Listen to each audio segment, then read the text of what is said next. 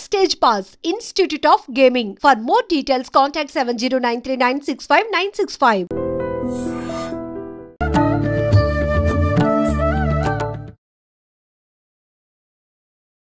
నమస్కారం, welcome to I dream.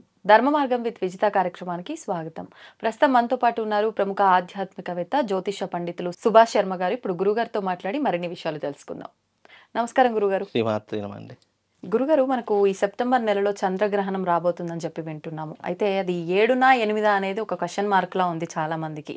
మళ్ళీ ఈసారి రాబోయేది చాలా పెద్ద గ్రహణము అని చెప్పి, చాలా రాశులు నక్షత్రాల వారిపైన ప్రభావం ఎక్కువగా ఉంటుంది అని చెప్పి చెప్తున్నారు. ఇంకా ప్రభావాన్ని మనం ఎలాగూ తగ్గించలేము, కానీ దానికి ఏదో ఒక పరిహారం చేసుకొని బయటపడే అవకాశం ఏదైనా ఉంటుంది కదా, అది కూడా వివరించండి. తప్పకుండా తెలియజేస్తాను. ముందుగా ప్రేక్షకులందరికీ శ్రీమాత్రే నమః, శ్రీ గురుభ్యో నమః. ఓం జ్ఞానినాంనపి చేతాంసి దేవి భగవతీ హిసా బలాయ కృషమోహాయ మహామాయ ప్రయశ్చతి.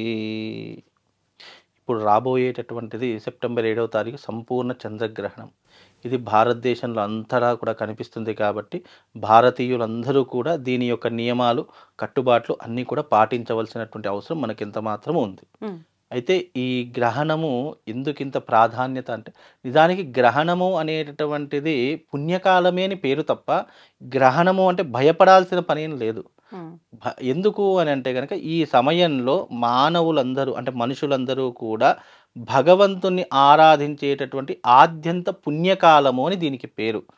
ఇది పుణ్యకాలము అన్నదానికి అర్థం ఏంటి? ఆ సమయంలో మనం ఏదైతే దేవతా క్రతువులు చేస్తామో మామూలు రోజులలో చేసేదానికి గ్రహణ సమయంలో చేసేదానికి చాలా తేడా ఉంది. మామూలుగా చేస్తే 10 ఫలితం వస్తే, గ్రహణ సమయంలో చేసేటటువంటి పూజాది క్రతువులకు, పారాయణాలకు, యజ్ఞయాగాదులకు 1000 ఫలితం దక్కుతుంది. ఎందుకంటే గ్రహణ సమయంలో భగవంతుడి యొక్క శక్తి తక్కువగా ఉంటుంది, క్షీణిస్తూ వస్తుంది. భగవంతుడు కూడా ఘోష పెడుతూ ఉంటాడు. ఆ సమయంలో మనము చేసేటటువంటి పారాయణాలు, మనం చేసేటటువంటి యజ్ఞయాగాదులు, మనం చేసేటటువంటి జప తప హోమాది క్రతువులు భగవంతునికి శక్తినిచ్చేటటువంటివి. కాబట్టి ఇక్కడ మనం చేసేటటువంటి ఈ ఫలితానికి గ్రహణం విడిచిన తర్వాత ఎవరైతే భగవంతుడి యొక్క అనుష్ఠానం చేశారో ఆ తర్వాత వాళ్ళకు విపరీతమైనటువంటి పాజిటివ్ ఎనర్జీ కలుగుతుంది. అందుకే గ్రహణ సమయంలో చేసేటటువంటి జపతప హోమాలకు విశేషమైనటువంటి పుణ్య ఫలితం కలుగుతుంది అని శాస్త్రము. అలాగే ఈ గ్రహణం చంద్రగ్రహణం అంటే రాత్రి సమయంలో పట్టేటటువంటి గ్రహణం. ఏ సమయం నుంచి అన్నారండి? రాత్రి 9:56 గ్రహణం ప్రారంభమవుతుంది. గ్రహణ వేదకాలము అనేటటువంటిది ఒకటి ఉంటుంది. ఈ గ్రహణ వేదకాలం మధ్యాహ్నం 1 గంటకు ప్రారంభమవుతుంది. గురుగారు, మరి ఇప్పుడు ఆ రోజున సమయం అంటే గ్రహణం ఏ సమయంకి మొదలయ్యి ఏ సమయంకి ఎండ్ అయిపోతుందో వివరించండి. మనకు గ్రహణ సమయం అనేటటువంటిది రాత్రి 9:56 ప్రారంభమవుతుంది. మధ్యరాత్రి అంటే తెల్లవారితే మధ్యరాత్రి 3:25 గ్రహణం ముగిసిపోతుంది. ఆద్యంత పుణ్యకాలము అనేటటువంటి ఒక మధ్యకాల సమయం ఉంటుంది. అది 1 గంటకు మధ్యకాల సమయం, అది ఆద్యంత పుణ్యకాలము. అంటే ఈ సమయాల్లో మామూలుగా న్యాచురల్గా ఏం ఆచరించాలి, ఈ సమయంలో ఏం చేస్తే మనకు శక్తి చైతన్యం పెరుగుతుందంటే, ఉపాసనా పరులు, అలాగే ఈ బ్రాహ్మణతులు గాయత్రి మంత్రాన్ని జపం చేసుకోవడము, మామూలు వాళ్ళు ఎవరైనా ఉంటే గనక గురు ఉపదేశ మంత్రం ఉన్నటువంటి వాళ్ళు గురు ఉపదేశ మంత్రాన్ని పాటించడము, మామూలు వాళ్ళు అంటే మామూలు సామాన్యమైనటువంటి వాళ్ళు ఈ యొక్క పుణ్యకాలాన్ని మనం దక్కించుకోవాలి అనే ఆశ ఉన్నటువంటి వాళ్ళు లలితా సహస్రనామ పారాయణం, విష్ణు సహస్రనామ పారాయణము, దేవి ఖడ్గమాల పారాయణము, లేదు అని అంటే గనక కనకధారా స్తోత్రం, ఇలా మీకు ఏదైతే అనుకూలంగా ఉంటుందో దాన్ని పఠించడం వల్ల మనకు ఎన్నో రకాలైనటువంటి పాజిటివ్ ఎనర్జీస్ అంటాము. నెగిటివ్ ఆరాని ఏ రకంగానే తగ్గించేటటువంటిది ఏదైతే ఉంటుందో అది పాజిటివ్ ఎనర్జీ అని పిలుస్తాము. ఆ పాజిటివ్ ఎనర్జీని మనం గెయిన్ చేసుకోగలుగుతాము. దాని ద్వారా మనం స్వయం శక్తి పెరుగుతూ ఉంటుంది. ఏం చేసినా కూడా అందులో విజయం సాధించేటటువంటి శక్తి సామర్థ్యాలు పెరుగుతాయి. మనం ఎక్కడికి వెళ్తే అక్కడ పాజిటివ్ ఎనర్జీ అనేటటువంటిది ఉత్పన్నమవుతూ ఉంటుంది. అందుకే తిథి వార నక్షత్ర ముహూర్త యోగ కరణాలు జ్యోతిష్యంలో ఎలాగైతే చెప్పబడిందో ఒక్కొక్క దానికి ప్రాధాన్యతను ఎలాగైతే సంతరించుకుందో ఈ ఐదింటిని కలిపితే ఒక జ్యోతిష్యం అవుతుంది. ఆ జ్యోతిష్యంలో మనము ఈ 5 కాలాలను ఒకే సమయంలో ఆరాధించాలంటే అది గ్రహణ సమయంలో ఆరాధించుకోవచ్చు. ఆద్యంత పుణ్యకాలంలో చేసే ఏ జపతప హోమాలకైనా రెట్టింపు ఫలితం తప్పకుండా ఉంటుంది. అందులోనూ కొన్ని రాసుల వారికి శుభ ఫలితాలు, కొన్ని రాసుల వారికి అశుభ ఫలితాలు అనేటటువంటివి జ్యోతిష శాస్త్రంలో చెప్పినటువంటి విషయాలు. ఎందుకంటే గ్రహణ సమయం అనేటటువంటిది కొంతమందికి అదృష్టాన్ని కలిగిస్తే మరికొంతమందికి కొన్ని రకాలైన ఇబ్బందులు కలిగిస్తాయని మనకు శాస్త్రం చెప్పినటువంటి అంశం అండి. మరి అంటే ఈసారి ఎటువంటి రాసులపైన నక్షత్రాలపైన ప్రభావం ఉంది, ఎవరికి మంచి జరగబోతోంది అంటారు? అయితే ముందుగా ఈ గ్రహణం వల్ల కీడు ఎవరికి జరుగుతుందో చెప్తాను. ఇక మిగతా కీడు ఎవరికైతే జరుగుతుందో వాళ్ళకు కొంచెం బ్యాడ్ పొజిషన్, మిగతా వాళ్ళందరికీ కూడా మధ్యమైన ఫలితాలు, మంచి ఫలితాలు అన్నట్టయ్యని లెక్క వేసుకోండి. మనకు ముఖ్యంగా ఈ యొక్క గ్రహణం వల్ల 4 రాసుల వారికి, 2 నక్షత్రాల వారికి ఇబ్బందులు కలుగుతాయి. ఈ యొక్క గ్రహణ సమయం అనేటటువంటిది శతభిష నక్షత్రంలో ప్రారంభమవుతుంది, పూర్వాభాద్ర నక్షత్రంలో అంతమవుతుంది. శతభిష నక్షత్రంను ఈ యొక్క కుంభరాశిలో గ్రహణం ఏర్పడుతుంది. కుంభరాశికి కుంభరాశిలో ఏర్పడుతుంది కాబట్టి కుంభరాశి వారు ఈ గ్రహణాన్ని చూడకూడదు. కుంభరాశి వారికి కీడు ఏర్పడుతుంది.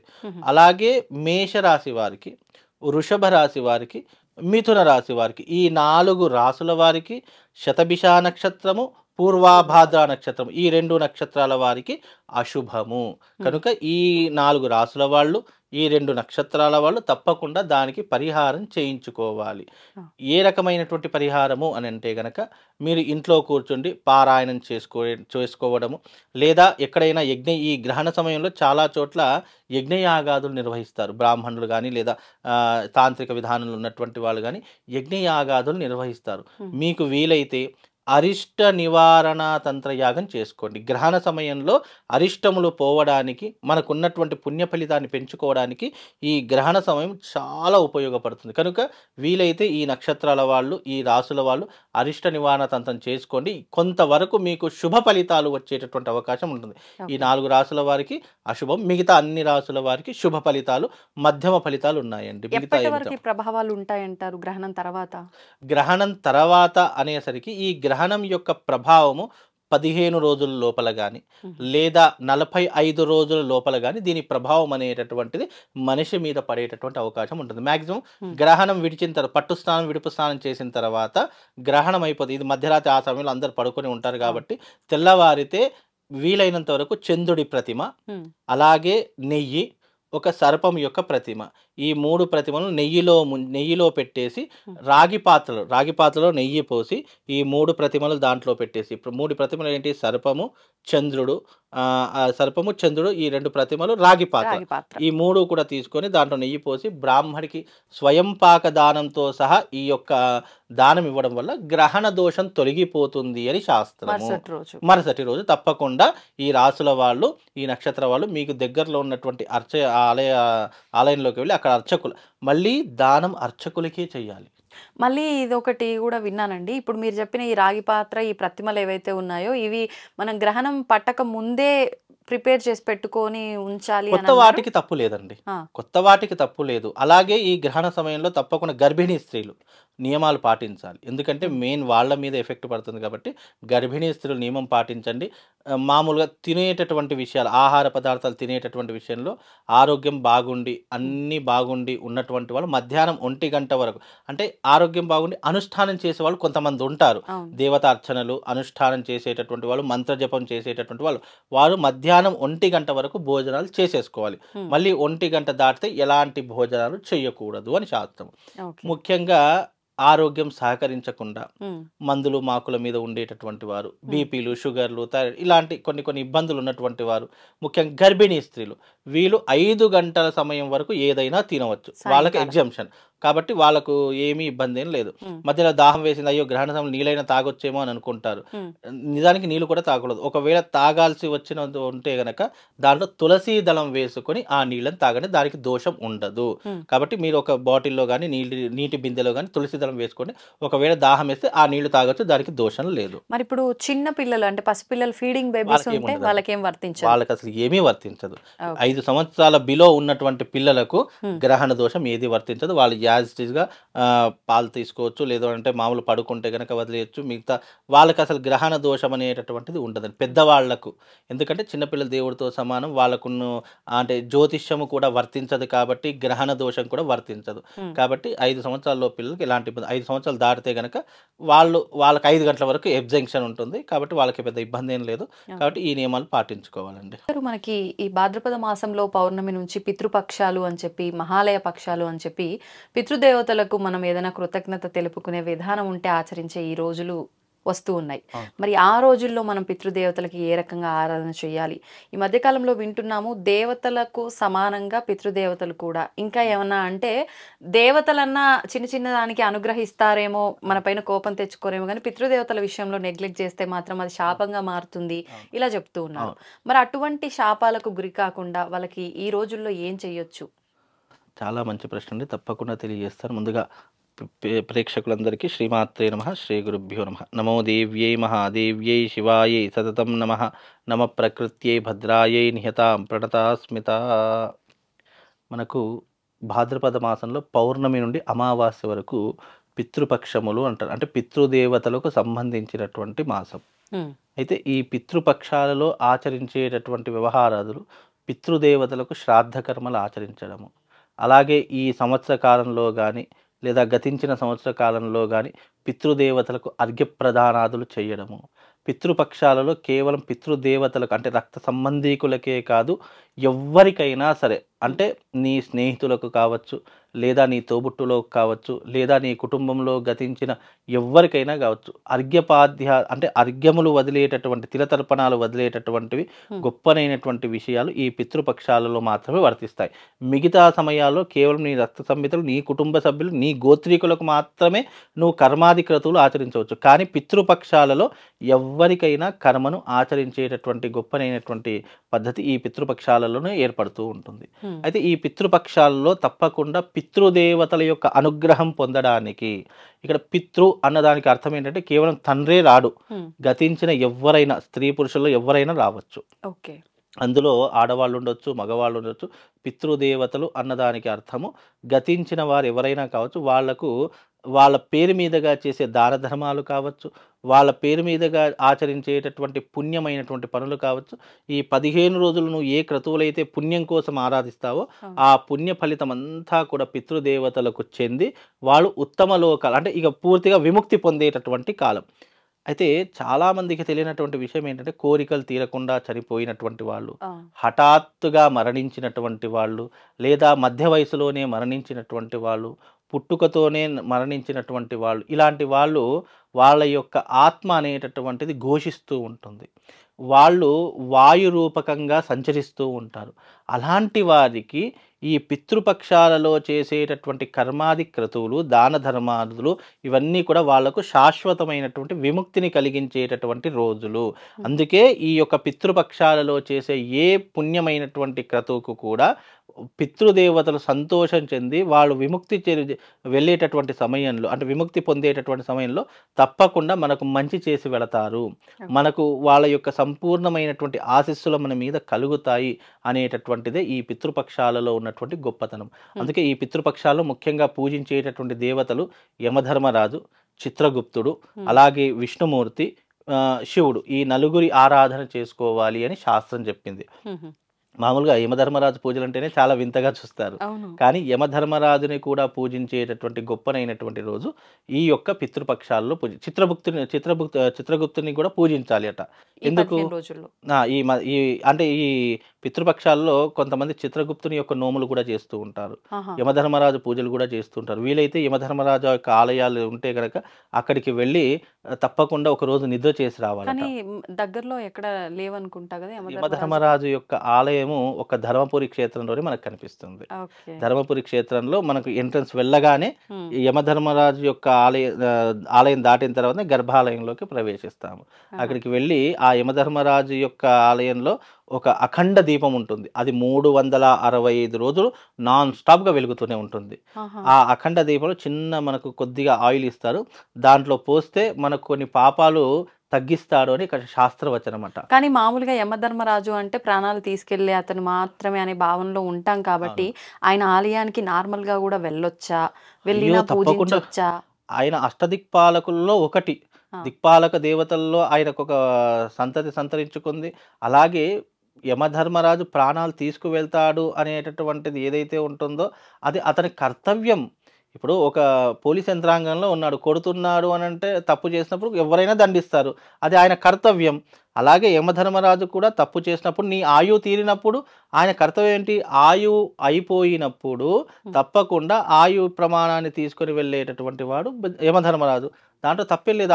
అంత మాత్రాన అతను చెడ్డవాడు, ఇతడు ప్రాణాలను తీసుకొని వెళతాడు అనేటటువంటిది మూర్ఖత్వం.